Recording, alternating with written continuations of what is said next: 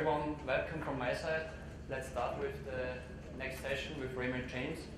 So it's a pleasure for me to be here and to introduce two, let's say, real experts when it comes to Dynatrace products. So on the one side we have Jeff Palmero. Yes. On the other side we have Brian Chandler. And for me it's a special moment because it was really great to work with them the past months, and I'm really looking forward to the nice story they will tell us today. And I'm also pretty sure many of you will see, hey, this is maybe something also for my company, and I hope you can gain a couple of new knowledge there. Now I want to introduce a little bit more about the two guys here. So Jeff is now working for 5 years for Raymond James, but he has more than 10 years experience in solving IT performance problems, so he's really expert there. And in his current role as an application performance manager, he really knows what's going on when it comes to performance, and therefore he is a key player at Raymond James to solve performance issues there. In his leisure time, he spent with his family and his 3 kids in Tampa, in Florida.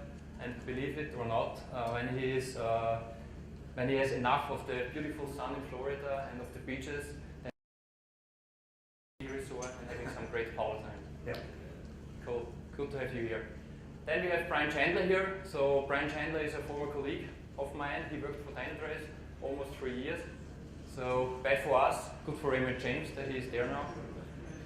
He is there as an application performance engineer, and he gained also a lot of experience in the past years working with Dynatrace, of course. Saw different companies, saw different branches. So he's also an expert when it comes to different products like AppMon and DC-RUN. And for his new challenges, he moved from Michigan to Florida, and we have really luck today because he's still here and no gator killed him. So it's really good to have him here. And in his free time, he spent most of the time in breweries and drinking some beer. So I think this is a good combination, and now I'm really looking forward to the session of those guys. And please welcome them.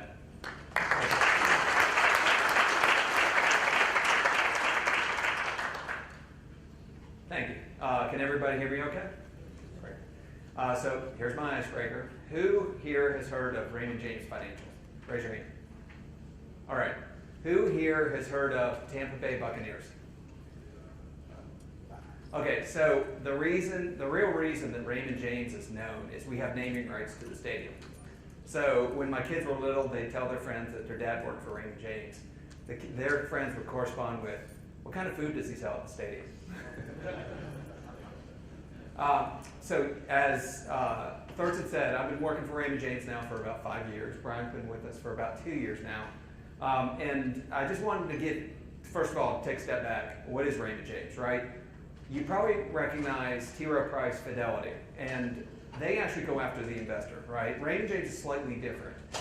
We are more interested in trying to attract financial advisors, right? Because if we can actually provide stable systems and new features to financial advisors, then at that point they'll bring their book of business to Raymond James, and in turn we actually have more investors, and in turn we become more profitable. So we don't really target the individual investor, we target financial advisors. Those are our customers. I want to give you a state of the information technology in Raymond James. We're kind of going through a revolution. 5 years ago, when I got there, everything was written in Microsoft. So if you were going to develop a website, it was ASP.NET. If you were going to do a web service, it was WCF. If you a database, it was SQL Server. If it was going to be a report, it was SSRS, right? So fast forward a couple years, we bought into some IBM products. We bought into WebSphere Message Broker, which today is called IBM Integration Broker. We bought into Lombardi for business process management, a rules engine, and a TISA. And as of late, we've been developing microservices fronted by Apache, written in Java, running on JBoss, and ultimately talking to Oracle. So what you see here is very heterogeneous. And also what it amounts to is we didn't actually get rid of any of these older technologies, right? We still run the older technologies, the Microsofts and the WebSphere Message Brokers and the Java. So you end up with these systems that are complex, heterogeneous, and completely non-deterministic, right? Every transaction is a snowflake. They're completely different. Hopefully this sounds familiar to some of you, right? That you have just as complex systems within your organization. So what we're going to present to you is kind of a philosophy and a template for how we approach these applications and kind of wrangle down that complexity. So with this, I wanted Brian to actually introduce one of our Dynatrace users. Yeah, can you guys hear me? Yeah, so like after 2 years there, I was really surprised to see that the turnover rate's really low. It's actually our oldest engineer helping us out with a performance problem. So usually doesn't like pictures, but you know, we snuck this one. It's really excited. Thank you. All right. So kind of a flagship application for those financial advisors is something called Client Center, right? It's the application that they live out of during the day. It's in that application that they'll pull up a relationship. So maybe the relationship is the Palmero family. And you're actually seeing all the accounts for the Palmero family on one pane of glass. So you can actually make investment decisions, not just looking at an individual account, but you can make investment decisions based on their IRA accounts and their Roth IRA accounts and their brokerage accounts and maybe even some external assets, right? It's all there in front of you. We actually deliver it in two form factors. There's a traditional web application, and we also deliver it on iOS, so it's available on iPhones and iPads. From time to time, you're going to see transaction flows in here, so there you can actually see within a transaction flow that there's the two entry points, right? It's either coming in from a mobile device or coming in through the web. That's just a close-up of the application. You're seeing a list of accounts and what their value is. Now, Client Center is an Angular 1 based application. So if you've ever seen the change from a traditional web-based application, so the Web 1.0, to the Web 2.0, an Angular application, if you actually look at it once the app is bootstrapped, it is just a series of RESTful calls. That's all that the browser does, is make RESTful call after RESTful call. So here again, the transaction flow, you can actually see the app actually coming into this first tier. We'll call it the API tier. And the number of operations that we expose on that API tier is 60. Okay, so now the API tier talks to some type of, let's call it a line of business or an app tier. The rest of that API tier is actually making SOAP requests to the app tier. And the app tier actually supports probably 300 different operations, 300 different SOAP requests. And the analogy we're given here is the iceberg, right? We're going from the top and actually working our way down. Okay, so what does that app tier talk to? That app tier talks to over 30 SQL Server databases, 10 Oracle databases, and then at that point we have mainframes that we talk to. We talk to enterprise services. By the way, those enterprise services are developed in Java, .NET, WebSphere Message Broker, and third-party services. Okay, so this picture is just a 5-minute picture, and it's a transaction flow, right, of Client Center. So you actually get a sense of how non-deterministic it is, and that's all the traffic that's going through the system. So if you're familiar with DC-ROM, what we take out of this is that there are actually 25,000 operations. We have 1,600 agents. 8 of them are in our non-production environment, and 800 of them are in our production environment. And then another thing to consider is we have over 30 app admin teams that are responsible for the individual parts of this picture. So first of all, where is the bottleneck, right? And then secondly, how do we advise the right app admin team that it's their component that's on fire? Okay, so let's go back up to the top of the iceberg. How do we, as far as the first thing that we do is we actually are big users, big believers in user access management. User experience management. So this is a very typical dashlet that we'll add to our dashboards, and we put them up in the command center, right? You saw the dinosaur taking a look at them. And what this is it's meant to actually give you a bird's eye view of the whole application and the users of that application. So each slice is 10 seconds. And then at that point, in each 10-second period, we're actually doing percentage-wise how many people are satisfied, how many people are tolerating, and how many people are frustrated. The line that's overlaid there is actually the volume going into the system. So if you're in financial services, a really important time of the day is something called market open. That's the moment at 9:30 when the market opens, right? And you can actually see that we spike traffic into the system at that time. So statistically, it's about 60 user actions per second. Now, if you're in a different space, that actually might sound like a low number, right? There might be other systems that are running at a higher number of user actions per second, but you got to remember that those are very rich user actions, right? A user action might be to go and pull back all the accounts for a particular family, and in those accounts, the holdings, and for those holdings, the tax lot details, right? So there's a lot of detail being drawn back to the browser. So that number 60 there is an important number. Okay, another way that we use UEM is we actually come up with kind of boutique dashboards. So in May of 2016, we actually bought a company called Alex Brown. So typically financial advisors deal with wealthy individuals, wealthy investors. Alex Brown was responsible for what are called ultra-high net worth investors. The definition of ultra-high net worth is an individual or a family that has over $5 million, right? It was very important that when we onboarded Alex Brown that those were happy people, happy FAs, right? So what we did here is we actually came up with a dashboard that would give us visibility into the branch locations for the Alex Brown branches, right? And we wanted immediate feedback to if a branch was having a problem, because we wanted to obviously react to it immediately and make sure that they got onboarded correctly. And then this ends up being a very popular type of dashboard for our executives because they simply want to see green, yellow, and red. They don't understand the complexities of the applications. All they want to see is it healthy or not. Which you ask, you say, do you understand what you're asking? Okay, and then finally, another great use for UEM is just the ability to attack a problem at a ground level, right? Let's go back to this Alex Brown, and they fall into this category of what are called Chairman's Club members, right? People who produce a lot of revenue for Raymond James. So we handle these people with kid gloves. And here's a situation where a particular user was actually seeing a page load time of 90 seconds.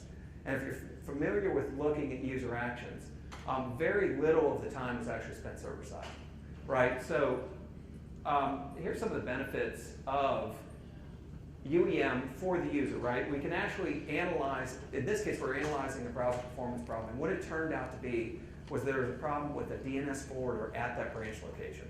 How we came to that conclusion was this last point here, is we saw many people in that branch had a problem on their very first transaction, and then everything flew from that point forward, right? So we were able to see the pattern and able to resolve that for them. And my top point there is understanding the user click path. One of the things that we'll typically do is we'll actually launch new applications with just an alpha crowd. Now, I'm sure a lot of people have released applications with no defects. Ours have defects because we couldn't test every permutation. So when a user has a problem, what we end up seeing is maybe in Splunk we actually see an exception was thrown, right? If you didn't have UEM, you could never piece together what steps, what click path did that user take to arrive at that problem. So we can use UEM, we can look to the user and actually figure out what he did or she that actually amounted to that particular problem. So it's very beneficial in that situation. Okay, so that's how we mastered the UI aspect of it. Now, what do we do with the app tier? This is our volume for Client Center and for the API tier throughout the day, right? You can actually see there's actually a curve to it, right? At 9:30, that's our market open. That's when the traffic spikes. We go down in the middle of the day at lunchtime, and then we see another spike at 4:30, right before the market closes. 4 o'clock, I'm sorry.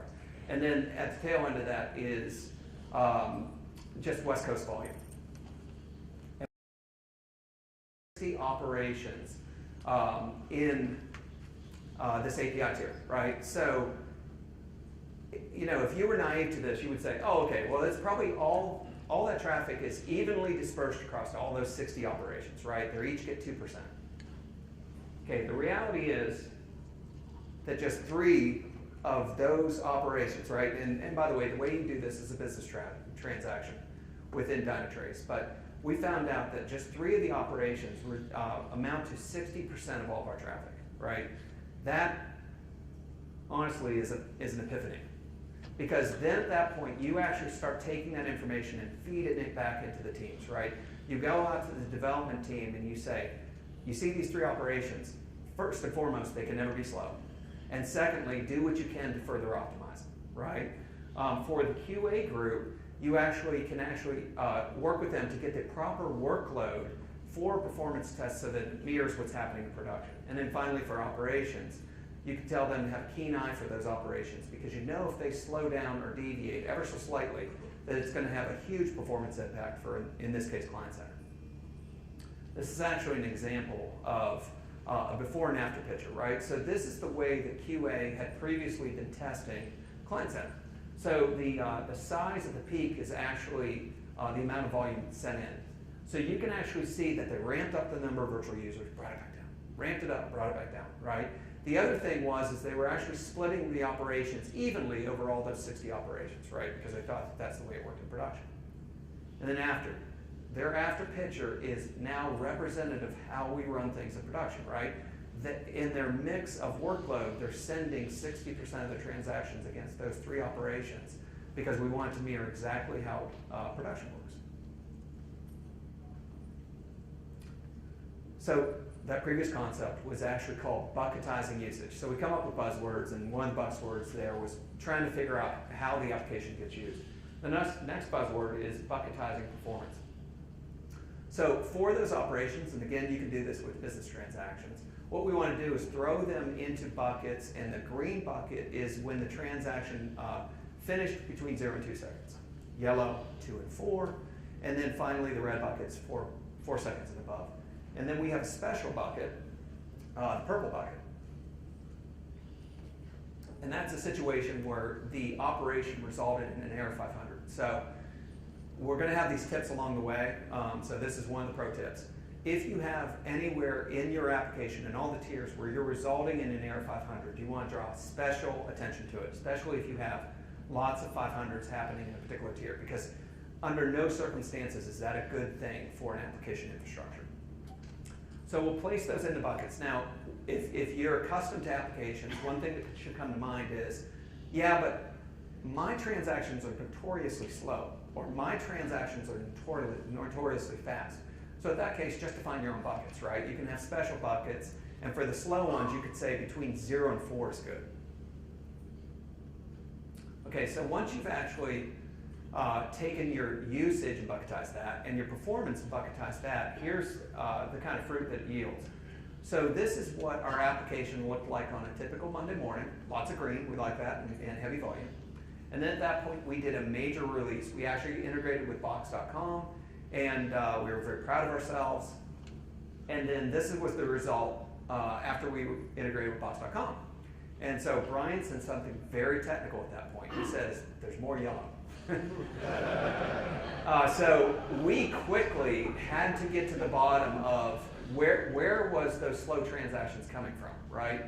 So if all you have to look at is there's 100,000 transactions and you don't even know what to make of it, it would be hard to actually find out what the culprit is.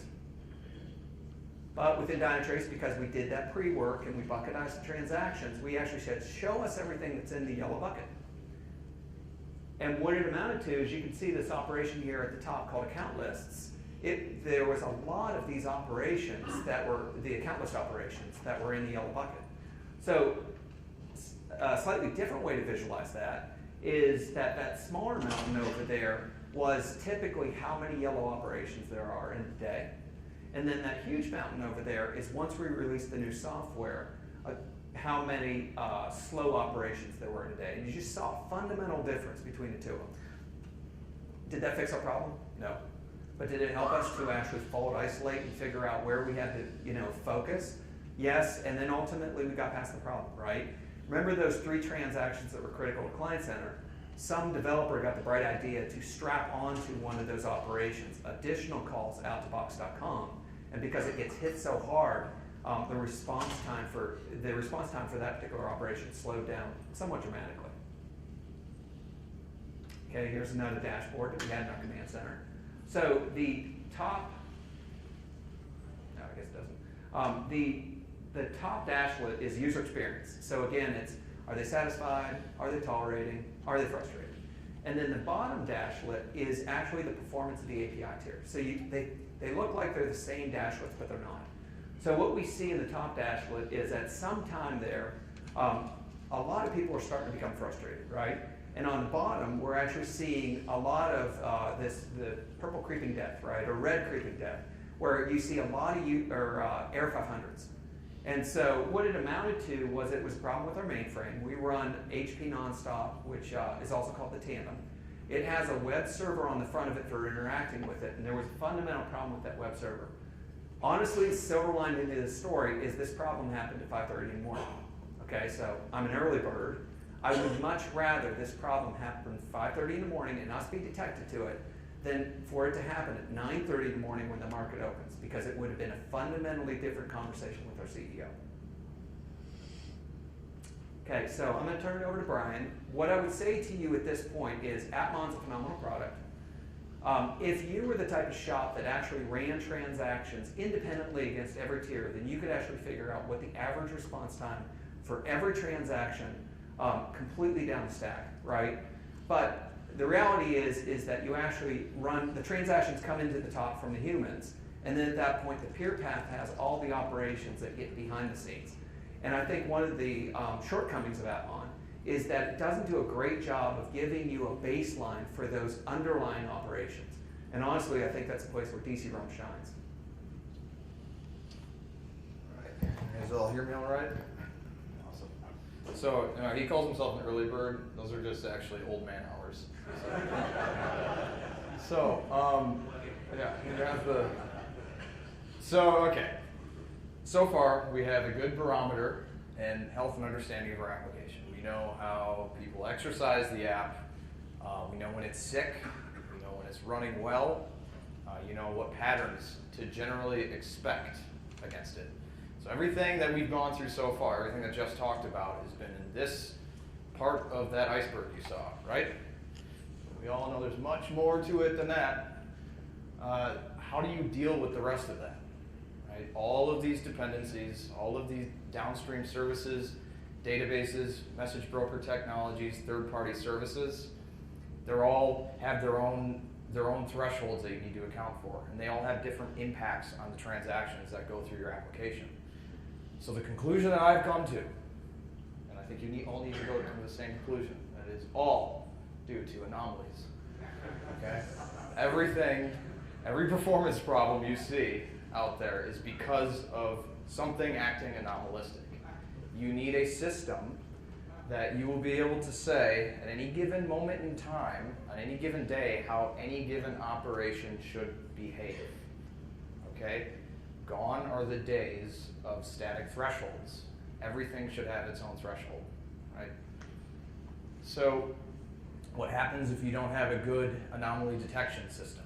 Well, you see the red wave of death appear in our dashboards, right? And then what we like to call is we participate in a lot of smart guy correlation. We get all of our engineers in a war room, and we start graphing every individual service that you saw on that picture, right? And doing correlations and putting smoke signals in the air and trying to read the wind and figuring out, okay, oh no, this is why this is broken. And eventually, okay, it'll recover. Now, I'm not totally trashing on this. Probably all of us do that here. We still do this to some degree, right? But it needs to change from this. And it needs an anomaly detection system. So where do you start? Well, where we started is you need to flip the monitoring view that so Jeff just got done talking about an app-centric view, right? When an app is healthy or not, but and you know what services that app calls. But the thing is it doesn't take into account the enterprise. Wouldn't it be nice if in our enterprises we all had our own isolated verticals? You didn't share any services with any other app.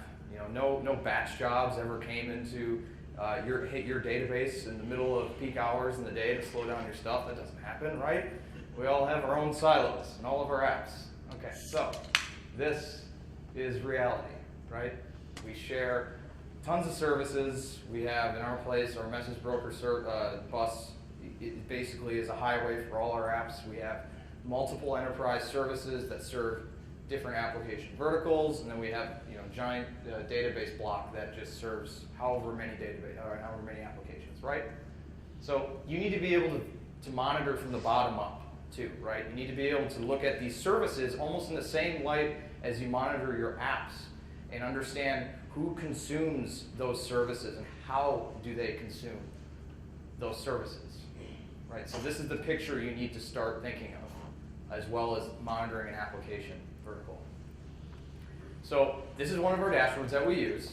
This is an example of our database service heat map, right? So what we have here is our database tier, and then each column you see here is a rolling 1-minute window with the application health, right? And then grouped by not only the different databases, but what consumes those databases. Again, things consume things differently. So DC-ROM pro tip. How many of you have used the client groupings feature in DC-ROM? Okay, 1, 2. Okay, it needs to be in the curriculum for Dynatrace as a whole because it is invaluable. It is very good. So here, when the concept of a client grouping is to basically take a service and you define different consumers of that service. You group them up, right? So right here, what we've done is taken this database and we said, okay, Investor Access uses this database, and then Client Center also uses this database. And what you'll learn is that green for one is way different than green for the other, right? So this is actually a rolling baseline that's built in to DC-ROM, it's just like a rolling average it'll calculate. You can see right here, 120 milliseconds, right, is green for this database, where for Investor Access, that's 2 milliseconds. Just fun fact, the reason why is because in Client Center, you're an FA, and you will often pull in tons of accounts, right? So it's a lot more data. But an investor, well, you're just pulling in your own account, right? So let's take a look at one of these anomalistic tiers, right? So what we're seeing here is a rolling 1-minute window here, and a database, and one of its relationships is deviant to the normal. So you can drill into this. This is another piece of the report that we built. You can see, okay, well, it's this stored procedure in this service client relationship that has deviated from the calculated benchmark, which was 5.62 milliseconds, which then is bubbling up and saying, hey, there's something wrong with this service client relationship. You should go check it out. Right? So this is how we look at it. But Brian, can you step back 2 slides? Yeah. I just want to drive a point home here, right? This is from a database-centric perspective, right? So it's the things that consume the database.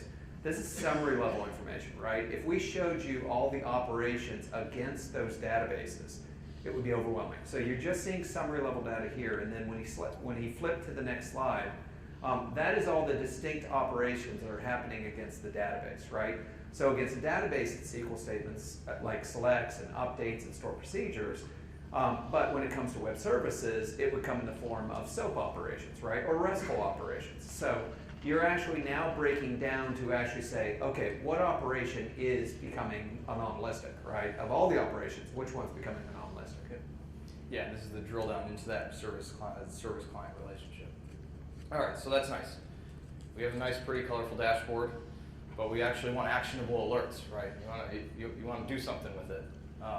So this is an example of an alert that we've defined, right? So it's a pretty simple alert definition. Basically, the DC-ROM is going in and querying all of the operations it's discovered so far, right? And it's saying, okay, this operation, let's say, deviates from 10%. And an alert is based off of that calculated baseline. And then it's sent down to that, it's about that operation that deviated from baseline, and it's sent to the appropriate heat map for that team. So the problem this solves, right, is, go back to the red wave of death, right, is we'll get everyone into a room, we'll say the application's dead, and then you'll call the message broker people, and then be like, hey, the responses are slow from the message broker, get in here. And then they'll pull up their Dynatrace graph and say, no, it's fine, it's great.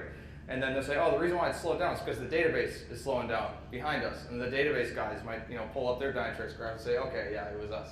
Okay, so that took 30 minutes. It took an hour, right?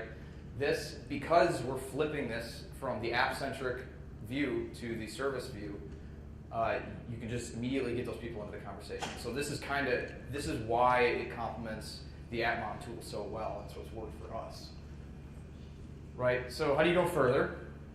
Okay, so I'm going to also say that a rolling average is not good enough. You need seasonal baselining to really zero in on the appropriate thresholds for any given service or application that you're using, right? So this is a zoomed out graph of what Jeff showed you earlier. This is 5 days of usage in Client Center. So right away you'll see, okay, Monday's way different than Tuesday, Tuesday's way different than Wednesday, and et cetera, right? So you got to be able to compare. Go ahead. And the FAs check out on Friday. Yeah, they went to lunch and then they just didn't come back in. So you need to be able to compare, again, to be able to say how should any given operation behave on any given moment, on any given day. You need to be able to compare Fridays to Fridays, Fridays to Fridays, Thursdays to Thursdays, Wednesday to Wednesday, right? So what we end up doing to be able to do that is pump it into Splunk, right? So you can also do this with the Elk stack or Elasticsearch. There's some open source stuff. We use Splunk at Raymond James, but really any data analytics tool will do. And you can really use any of these tools because the Purelytics feature that Atmon has, you can get in touch with whoever over there, they'll show you how to use it. It basically allows you to pump out any business transaction you define in the tool to the data analytics tool. This is actually an example of DC RUM data, which is pulled off of the REST interface and dumped into Splunk. Both work. What you're seeing here is I'm taking, like I said, one single operation for a single minute in time, right? And I'm saying, okay, how did he behave on this same day and that same minute of time? So in these data analytics tools, we can go back a year and say, how did this stored procedure behave, in last November at 10:03 a.m. I don't know why you'd want to know that, but maybe it's just nice trivia, right? But besides it being nice trivia, you can really get rich and deep with the baselines that you calculate and really trust when things deviate that is not right. Okay, so this is just a visualization of one of these Dynatrace data being pumped into Splunk. What you can see here is the yellow is the baseline that was calculated over the last 5 weeks on that day. The blue is current. So you say, hey, okay, that's deviant, and that's something you can be confident that you send to your teams, right? And another thing you might know is that, okay, it's only deviating 150 milliseconds, right? That's not a big deal, right? You might even scroll right past it in the pure path and say, oh, that stored procedure is screaming. He's 150 milliseconds, right? Those are the pitfalls that you're going to fall into, right? And this is an example of one of these operations that just deviates from 50 milliseconds to 150 milliseconds, but has an upstream impact that's insane, right? So we have this mainframe operation that gets called 12 times for this account list operation, on average, right? And one little shift here brings that page up to almost nearly 4 seconds response time. So one of the things as we're exploring here, another pro tip and just data analysis, right? That's what we're getting into here, is that the first thing you start to realize is that you really need to focus on your highest volume transactions, because those will be the ones that impact your enterprise as a whole and all your transactions the most, right? Your highest volume operations are the ones that do get called multiple times for an operation upstream somewhere, right? So those are the ones that you can, you might not want to try to save the world right at the beginning and build this crazy intricate system that watches all the operations. I know that's kind of impossible to do, but we can start, a baby step you can do is to zone in on the few that you know are going to be important, right? So other things you can do with this is you can start, just on that previous page. Yeah. If you were to look at this particular problem in Atmon, it would be screaming at you in the presentation tier and the API tier, and it says, your slowdown's happening up here. Because what's happening up here is we're getting into a situation of thread starvation, right? Ultimately, it was this one operation downstream that was getting hammered, right? That deviated on response time. And what DT will tell you is, in Atmon, he'll actually say, hey, you're really slowing down in your presentation tier and your app tier. But in reality, what's happening is, because they're waiting for downstream responses to complete, they're actually showing that, as far as they're just, all the threads are taking up. And then at that point, they're showing really slow response times, when in reality, it's this guy downstream. So this is why I think that the two tools themselves are very collaborative, in that DC RUM can actually take all that noise that's happening above and kind of isolate it and say, what's the relationship between the caller callee and the caller, right? And just, I don't care what's happening upstream, but show me what that average response time is. It would, but it can't see subtle things, right? That's the point, is in a peer path, and again, we're talking about operations that get hammered, right? If you shift, and in this case by 100 milliseconds or something worse, right?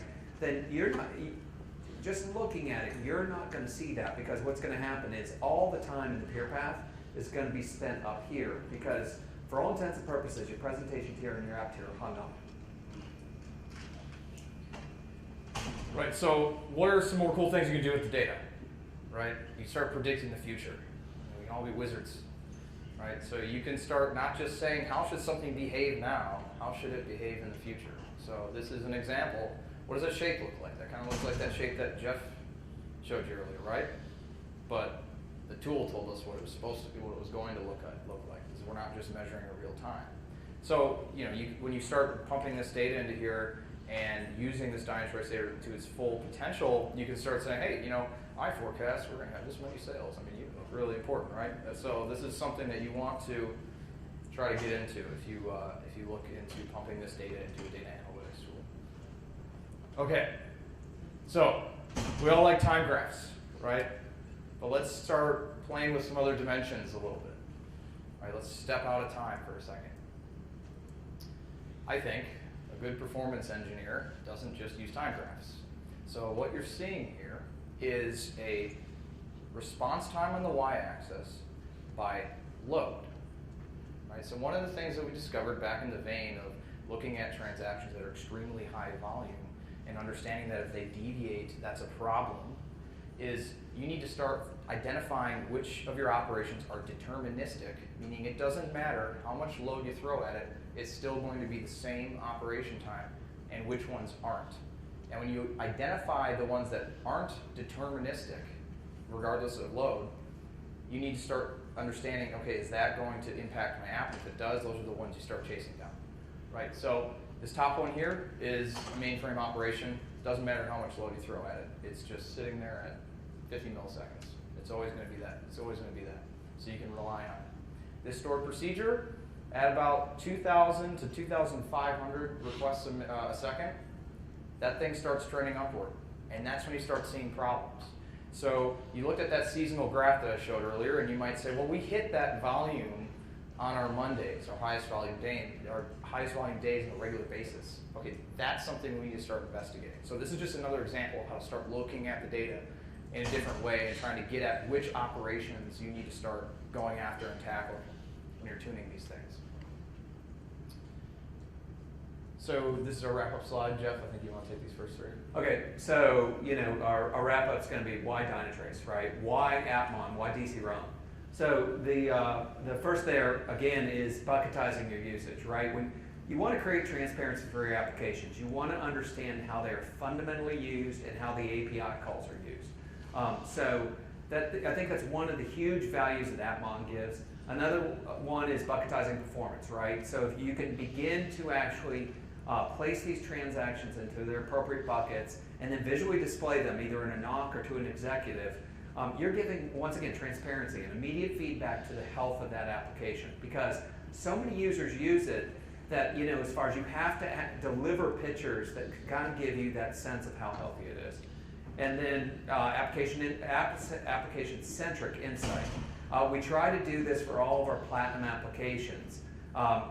A person ought to be able to come into the NOC, especially if we're bringing in prospective financial advisors, and they should actually see that we have their applications in our best interests, right? So, that's my point about application-centric insight. And these last three here, first one, you want to flip upside down how you look at monitoring in your data center, right?